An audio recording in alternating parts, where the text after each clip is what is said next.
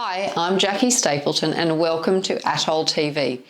I've been asked to explain what Clause 9 performance evaluation is talking about in a broad sense, so stick with me and see how I break this down at a high level. And of course, if you like this video and want to see more great content, then click the subscribe button and the bell icon. It costs nothing to subscribe and you can unsubscribe at any time.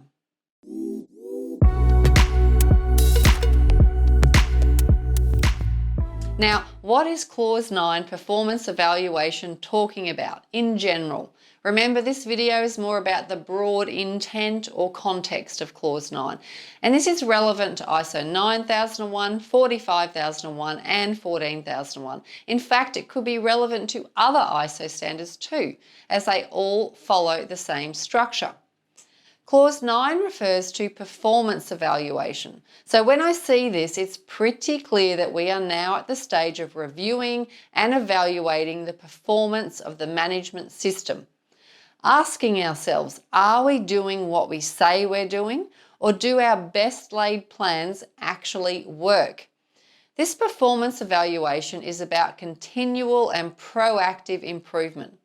This is a great opportunity to find out where you can improve your system, and looking at this with this positive aspect really helps to embrace the process. The common clauses in Clause 9 across each of the standards for quality, environment and OH&S are Clause 9.1, monitoring, measurement, analysis and evaluation, Clause 9.2, internal audit, Clause 9.3, management review. Now, while I say that Clause 9.1 is common across all standards, each of the standards has their own twist to it, so I'll touch on those briefly as well. However, first up, overarching is the general requirements for Clause 9.1, which are consistent across all standards. I hope I'm not confusing you.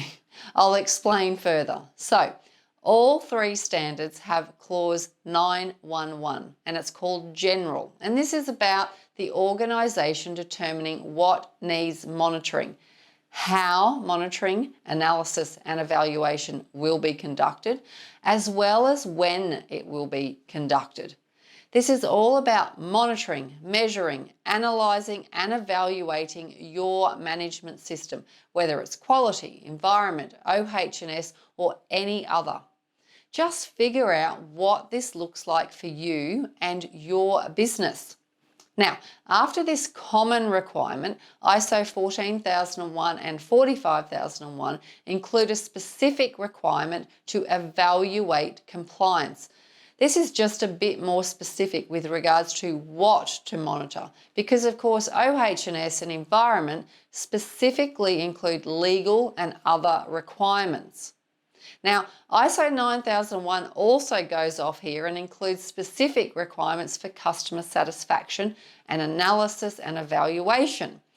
This makes total sense, as ISO 9001 is all about the customer. So of course there should be a specific requirement to monitor and evaluate customer satisfaction.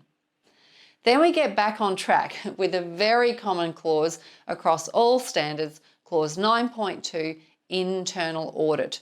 It is a requirement that the organisation conducts their own audits or reviews of their system and operations against the standard requirements. This is performance evaluation at its best. Internal audits are a great way for the business to identify non-conformances and improvements. Develop a risk-based audit schedule and focus on areas of higher risk or those that have changed. Then finally, Clause 9.3, management review, is all about top management reviewing the performance of the management system.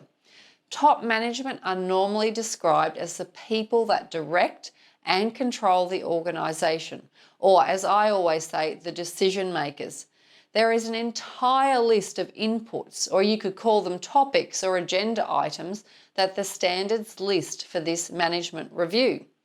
These inputs basically cover all of the areas of the standard. This is my favourite clause because if conducted well, it forms the core of your system's development and improvements. And also, in some instances, if you're covering all of these inputs, you could also be meeting other clause requirements at the same time, which goes hand in hand with what I always say, work smart, not hard.